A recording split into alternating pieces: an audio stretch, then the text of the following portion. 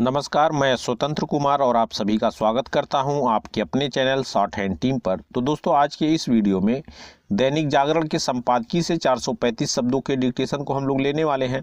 इसे हम लोग पहली बार में 70 की स्पीड में लेंगे, दूसरी और आखिरी बार में इसी डिक्टेशन को हम लोग 80 की स्पीड में लेंगे। अगर आपको इसके पीडीएफ की ज़रूरत है, यानी जिस डिक्टेशन को मैं बोल रहा हूँ इसके पीडीएफ को प्राप्त करना चाहते हैं, या इसमें आए हुए महत्वपूर्ण शब्दों की आउटलाइन को अगर आपको जानना है, तो आप हमारे टेलीग्राम ग्रुप को ज्वाइन कर लें। ग्रुप से जुड़ने के लिए इसी वीडियो के ठीक नीचे डिस्क्रिप्शन बॉक्स में आपको टेलीग्राम ग्रुप का लिंक मिल जाएगा, उस पर क्लिक करके ग्रुप से जुड़ सकते हैं। वहाँ से जुड़ने में अगर आपको प्रॉब्लम आ रही है तो सीधे आप टेलीग्राम ऐप को अपने मोबाइल में ओपन करें और वहाँ शॉर्ट हैंड टीम सर्च करके भी ग्रुप से जुड़ सकते हैं और पीडीएफ को प्राप्त कर सकते हैं। तो 70 की स्पीड में आपका डिक्टेशन स्टार्ट होगा 5 सेकंड के बाद। तब तक के लिए आप रेडी रहें।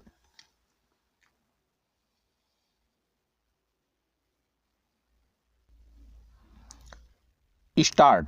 यदि रिजर्व बैंक मौद्रिक नीति की समीक्षा के बाद ब्याज दरों में बदलाव न करने के नतीजे पर पहुंचा तो यह स्वाभाविक ही है। फिलहाल हालात ऐसे नहीं कि रिजर्व बैंक मौद्रिक नीति में कुछ हेरफेर करने के कदम उठा सकता। इसका एक बड़ा कारण मुद्रास्फीति में वृद्धि की आशंका है। वर्तमान परिस्थितियों में रिजर्व बैंक को इसकी चिंता करनी ही होगी कि मुद्रास्फीति नियंत्रण में बनी रहे। मौद्रिक नीति की समीक्षा के बाद रिजर्व बैंक के गवर्नर ने यह उम्मीद जताई कि आने वाले समय में अर्थव्यवस्था में सकारात्मक वृद्धि देखने को मिल सकती है। यह उद्योग व्यापार जगत को उत्साहित करने और उसकी उम्मीद बढ़ाने वाला वक्तव्य है। इसकी भी अनदेखी नहीं की जा सकती कि रिजर्व बैंक के गवर्नर ने जीडीपी दर में गिरावट के अनुमान को संशोधित किया है। इससे भी लगता है कि अर्थव्यवस्था जल्द ही पटरी पर आ सकती है, लेकिन यह तभी होगा जब यह सुनिश्चित किया जाएगा कि सुधार के कदम अधिक से अधिक लाभ देने वाले हों। इसके लिए रिजर्व बैंक के साथ साथ वित्त मंत्रालय को भी अपने हिस्से की जिम्मेदारी का निर्वाह सतर्कता के साथ करना होगा।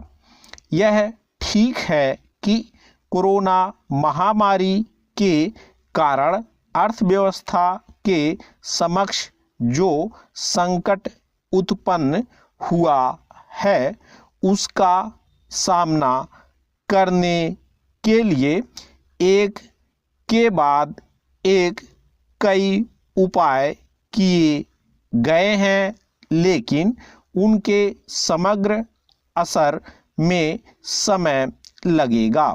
यह सही समय है जब उन सब रियायतों के असर की समीक्षा की जाए जो इस कोरोना काल में अर्थव्यवस्था को संकट से उबारने के लिए घोषित की गई थी।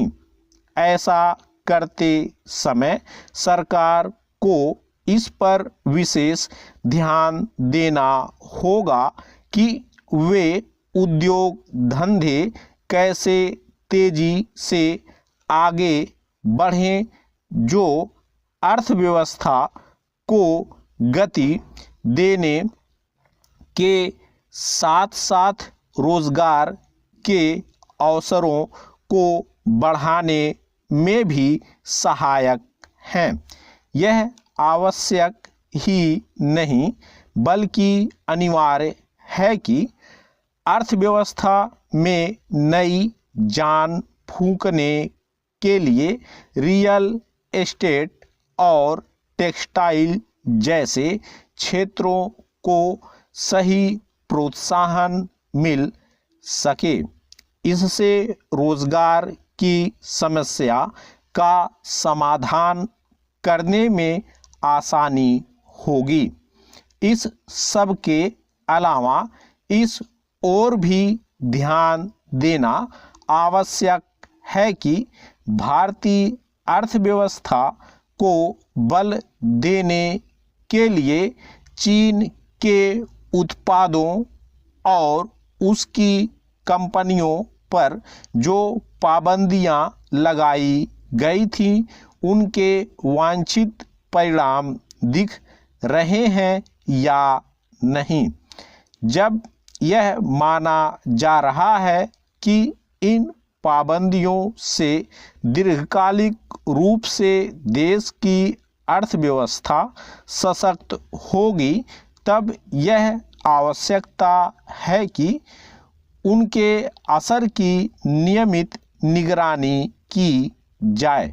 निसंदेह इस समय कोरोना महामारी के कारण जिस तरह की असामान्य परिस्थितियां हैं, उनमें रिजर्व बैंक, भारत सरकार और साथ ही उद्योग व्यापार जगत को मिलकर ऐसी राह निकालनी होगी जिससे अर्थव्यवस्था की चुनौतियों का सामना किया जा सके।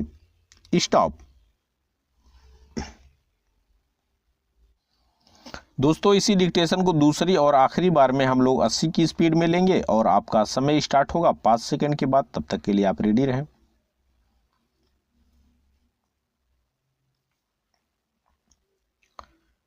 स्टार्ट। यदि रिजर्व बैंक मौद्रिक नीति की समीक्षा के बाद ब्याज दरों में बदलाव न करने के नतीजे पर पहुंचा तो यह स्वाभाविक ही है। फिलहाल हालात ऐसे नहीं कि रिजर्व बैंक मौद्रिक नीति में कुछ हेर फेर करने के कदम उठा सकता। इसका एक बड़ा कारण मुद्रास्फीति में वृद्धि की आशंका है। वर्तमान परिस्थितियों में रिजर्व बैंक को इसकी चिंता करनी ही होगी कि मुद्रास्फीति नियंत्रण में बनी रहे। मौद्रिक नीति की समीक्षा के बाद रिजर्व बैंक के गवर्नर ने यह उम्मीद जताई कि आने वाले समय में अर्थव्यवस्था में सकारात्मक वृद्धि देखने को मिल सकती है। यह उद्योग व्यापार जगत को उत्साहित करने और उसकी उम्मीद बढ़ाने वाला वक्तव्य है। इसकी भी अनदेखी नहीं की जा सकती कि रिजर्व बैंक के गवर्नर ने जीडीपी दर में गिरावट के अनुमान को संशोधित किया है। इससे भी लगता है कि अर्थव्यवस्था जल्द ही पटरी पर आ सकती है, लेकिन यह तभी होगा जब यह सुनिश्चित किया जाएगा कि सुधार के कदम अधिक से अधिक लाभ देने वाले हों। इसके लिए रिजर्व बैंक के साथ साथ वित्त मंत्रालय को भी अपने हिस्से की जिम्मेदारी का निर्वाह सतर्कता के साथ करना होगा। यह ठीक है कि कोरोना महामारी के कारण अर्थव्यवस्था के समक्ष जो संकट उत्पन्न हुआ है उसका सामना करने के लिए एक के बाद एक कई उपाय किए गए हैं, लेकिन उनके समग्र असर में समय लगेगा।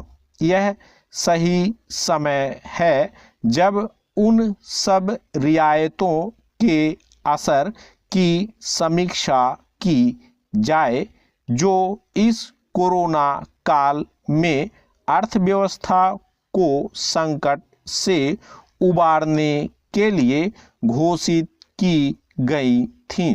ऐसा करते समय सरकार को इस पर विशेष ध्यान देना होगा कि वे उद्योग धंधे कैसे तेजी से आगे बढ़ें, जो अर्थव्यवस्था को गति देने के साथ साथ रोजगार के अवसरों को बढ़ाने में भी सहायक हैं। यह आवश्यक ही नहीं बल्कि अनिवार्य है कि अर्थव्यवस्था में नई जान फूंकने के लिए रियल एस्टेट और टेक्सटाइल जैसे क्षेत्रों को सही प्रोत्साहन मिल सके।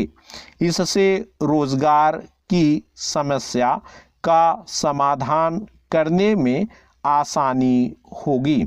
इस सब के अलावा इस ओर भी ध्यान देना आवश्यक है कि भारतीय अर्थव्यवस्था को बल देने के लिए चीन के उत्पादों और उसकी कंपनियों पर जो पाबंदियां लगाई गई थीं उनके वांछित परिणाम दिख रहे हैं या नहीं। जब यह माना जा रहा है कि इन पाबंदियों से दीर्घकालिक रूप से देश की अर्थव्यवस्था सशक्त होगी, तब यह आवश्यक है कि उनके असर की नियमित निगरानी की जाए। निसंदेह इस समय कोरोना महामारी के कारण जिस तरह की असामान्य परिस्थितियां हैं उनमें रिजर्व बैंक, भारत सरकार और साथ ही उद्योग व्यापार जगत को मिलकर ऐसी राह निकालनी होगी जिससे अर्थव्यवस्था की चुनौतियों का सामना किया जा सके। स्टॉप। तो दोस्तों इस तरह से आज का वीडियो हम लोगों का कंप्लीट हुआ। मेरा प्रयास अगर आपको अच्छा लगा तो कृपया इस वीडियो को लाइक शेयर जरूर कर दिया करें। चैनल पर नए हैं तो चैनल को सब्सक्राइब करके जस्ट बगल में आपको बेल आइकन भी मिलेगा, उसे भी प्रेस कर दें ताकि मेरे लेटेस्ट वीडियोज आपको समय समय पर मिलते रहें और आप घर बैठे संकेत लिपि को सीख सकें।